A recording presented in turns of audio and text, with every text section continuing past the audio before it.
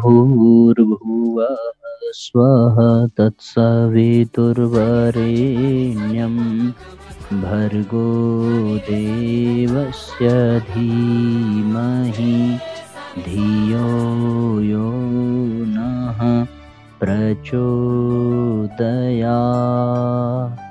ओम सद्गुरु चरण कमलेभ्यो नमः। सभी आत्मीय बंधुओं को सादर प्रणाम। सभी का बहुत बहुत स्वागत है साथियों आज के सत्र में। आज का सत्र ऑनलाइन दैनिक स्वाध्याय का 712वां एपिसोड हम सभी प्रारंभ करने जा रहे हैं। शीघ्रतापूर्वक सभी परिजन जुड़ जाएं। आप सभी लोग जुड़ करके प्रतिदिन की भांति आज का जो सेशन है उसे अधिक से अधिक मात्रा में शेयर ज़रूर करें। जितने अधिक लोग जुड़ेंगे उतना ही पूज्यवर के विचार सार्थक होंगे के जीवन में और निश्चित रूप से स्वयं लाभान्वित होकर वो दूसरों को भी लाभ पहुंचाएंगे। तो आज के सत्र का शुभारंभ करते हैं साथियों। कई परिजनों ने कल के प्रश्न का उत्तर दिया था। उन परिजनों के लिए विशेष प्रार्थना। जिन लोगों ने उत्तर दिया था कल के प्रश्न का, उनका नाम है अनुराधा दीदी, किशोरी प्रसाद बाबू जी, रविकांत भैया, स्नेहा राय, ममता राय, सुंदरी गोंड। ये इतने लोगों ने कल के प्रश्न का उत्तर दिया था। ये बहुत ही प्रसन्नता का विषय है साथियों कि उत्तर देने वाले और सही उत्तर देने वाले परिजनों की संख्या बढ़ रही है। ये बहुत ही आनंददायक विषय है। तो उसी क्रम में आइए इन परिजनों के एवं इनके परिवार के लिए विशेष प्रार्थना कि सबका उज्जवल भविष्य हो। महामृत्युंजय मंत्र साथ साथ बोलेंगे। ओम त्र्यंबकं यजामहे सुगंधिं पुष्टिवर्धनम् उर्वारुकमिव वन्दनान् मृत्योर्मुक्षीयमामृतात्। सबको बहुत बहुत आशीर्वाद प्रसन्नता का मिले। आज का अध्याय है अहम और उसकी वास्तविक सत्ता। इस अध्याय के अंतर्गत पूज्य गुरुदेव लिखते हैं, छांदोग्य उपनिषद में एक कथा आती है।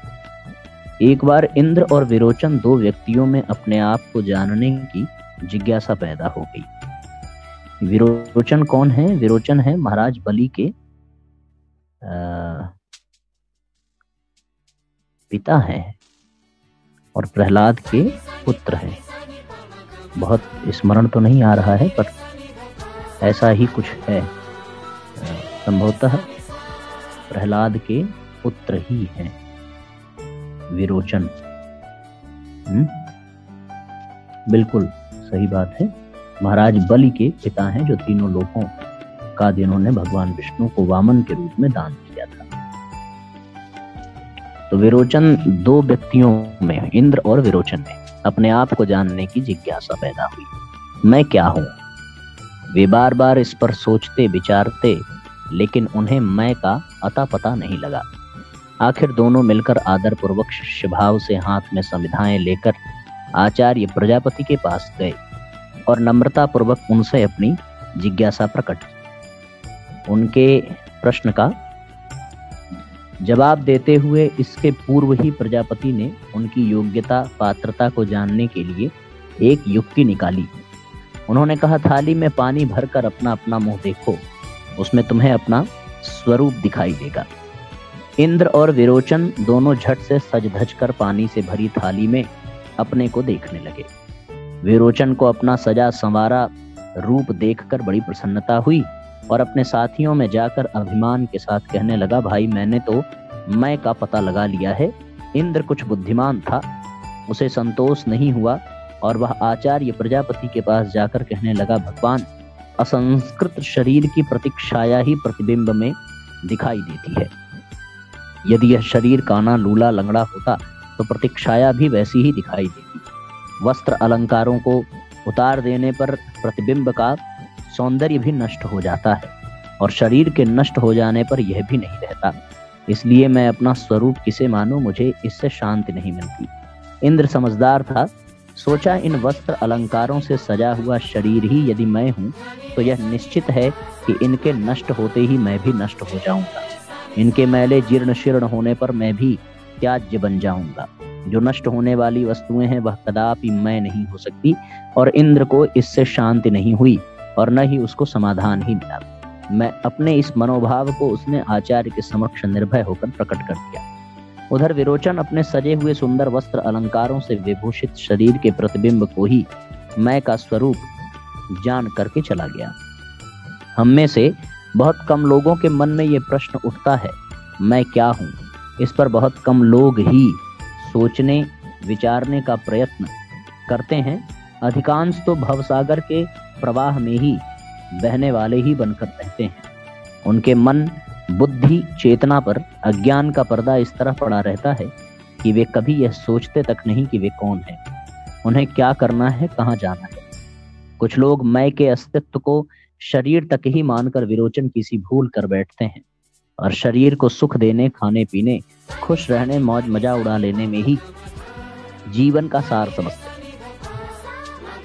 लेकिन यदि शरीर को ही मैं का स्वरूप मान लिया जाए तो फिर जीवन का मूल्य ही क्या रह जाता है? कोई झंझट ही फिर शेष नहीं रह जाता।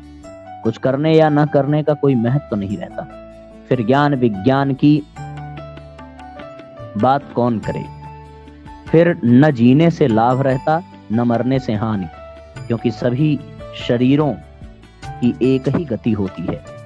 किसी न किसी समय में वे अंततः नष्ट हो जाते हैं। ज्ञानी, अज्ञानी, सत्यवादी और झूठा, सज्जन एवं दुर्जन, सभी को तो शरीर की दृष्टि से एक दिन मिट जाना ही पड़ता है। ऐसी स्थिति में तो मरने से पहले का कोई महत्व नहीं, तो मरने के बाद में कोई अस्तित्व नहीं रहता। जीवन सिर्फ दो अंधकार के बीच की पतली सी रेखा मात्र है। देर अबेर में फट जाने वाले, मैले पड़ जाने वाले वस्त्रों का सा मूल्य है हमारे जीवन का, चाहे वह सादा हो या चमकदार। लेकिन क्या हमें इतना सोच लेने भर से इंद्र की तरह असंतोष नहीं होता? मैं को जानने की जिज्ञासा कर इससे समाधान नहीं हो रहा, ऐसा महसूस होने लगता है हमें। फट जाने वाले, नष्ट हो जाने वाले वस्त्राभूषणों से युक्त प्रतिबिंब को मैं का स्वरूप जान लेने से हमारी जिज्ञासा शांत नहीं होती, क्योंकि इन्हें धारण करके हम अच्छे लगते हैं और उतार फेंकने पर कुरूप। इस तरह स्पष्ट है कि वस्त्राभूषण में मैं का परिचय नहीं हो सकता। अपना वस्त्र फट जाने पर यह आभास नहीं होता कि मैं फट गया। वस्त्र आभूषण उतार देने पर या पहने रहने पर मैं का अस्तित्व बना ही रहता है। ठीक यही स्थिति शरीर के साथ भी है।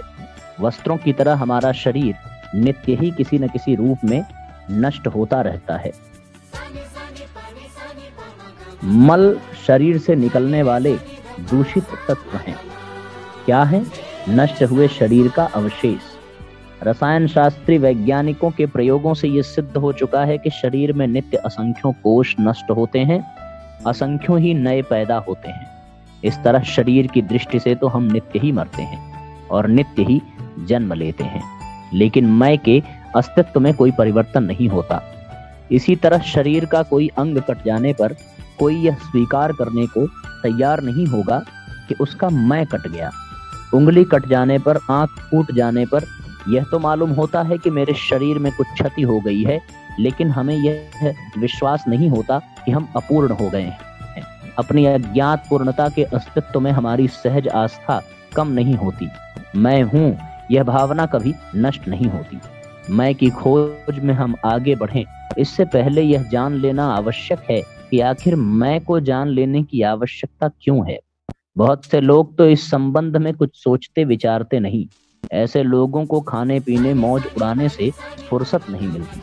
लेकिन इस तरह की प्रवृत्ति पशुत्व की द्योतक है, क्योंकि शायद ही पशुओं के मन में अपने भूत भविष्य के बारे में सोच विचार करने की तरंग उठती हो। उनको अपने प्रकृति प्रेरित कार्यों में लगे रहना ही प्रिय होता है।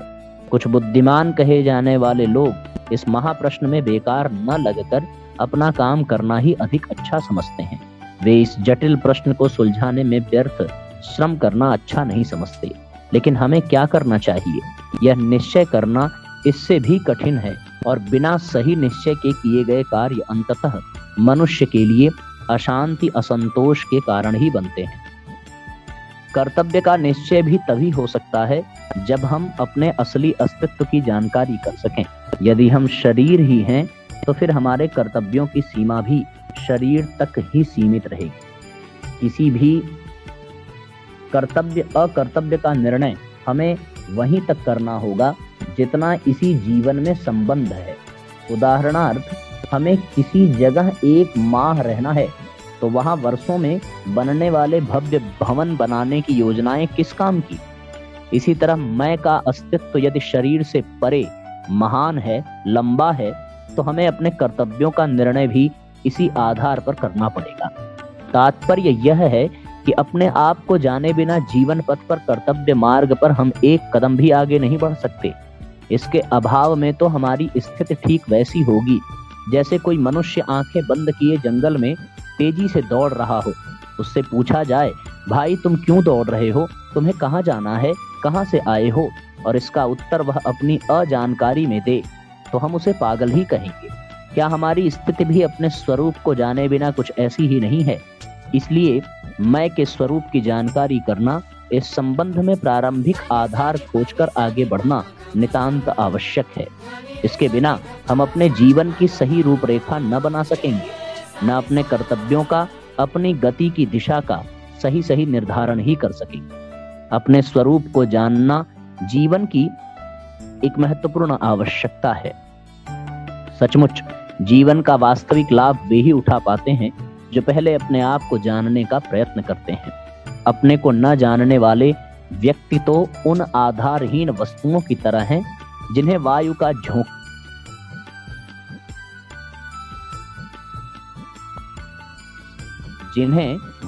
झोंका किधर भी बहा करके ले जा सकता है। ऐसे लोगों को संसार प्रवाह में बलात् बहते रहना पड़ता है।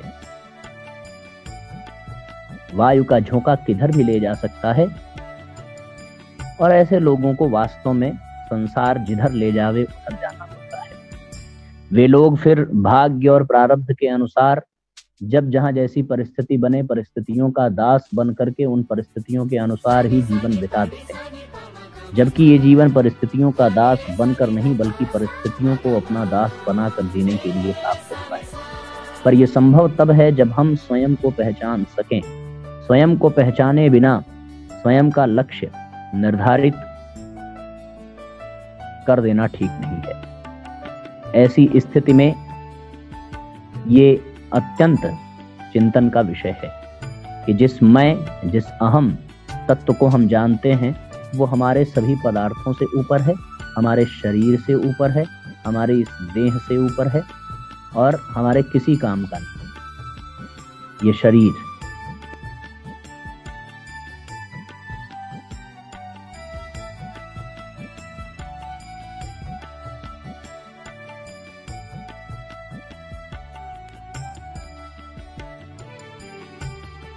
तो आइए साथियों, आज का अध्याय वास्तव में सारगर्भित है, जो हमें ये चिंतन करने के लिए विवश करता है कि हम सही मार्ग पर हैं या नहीं। स्वाभाविक है, जब तक स्वयं की सच्ची पहचान न हो, कहाँ से आए हैं, हम कौन हैं, इसके पहले किस शरीर में थे, किस स्थान पर थे, ये सारी जानकारी के बिना हम आगे की यात्रा यदि कर रहे हैं तो जंगल में आंख मूंद कर दौड़ने वाले व्यक्ति की तरह ही हमारा जीवन है। यही इस अध्याय का सार है। उसको जानने के लिए हमें प्रारंभिक क्रम चलाना चाहिए और पूरी मुस्तैदी के साथ श्रम करना चाहिए कि हम स्वयं को पहचान सकें। इस तरीके से आज का अध्याय पूर्ण होता है। अब आइए, आज के प्रश्नोत्तर सत्र का समय है। प्रश्नोत्तर सत्र का प्रश्न यहाँ से पूछा जाएगा, उत्तर आपको शीघ्रतापूर्वक देना है। तो जल्दी से सब लोग अपना अपना मोबाइल अपने हाथ में ले लीजिए, चैट बॉक्स ओपन कर लीजिए और प्रश्न सुनते ही उत्तर टाइप करना पड़ेगा। जो पहले उत्तर देगा वही विजेता होगा। ध्यान रहे, मोबाइल जल्दी से अपने हाथ में ले लें, चैट बॉक्स ओपन कर लीजिए, टाइपिंग के लिए कीबोर्ड स्क्रीन पर ला करके तैयार रहें। आज का प्रश्न है,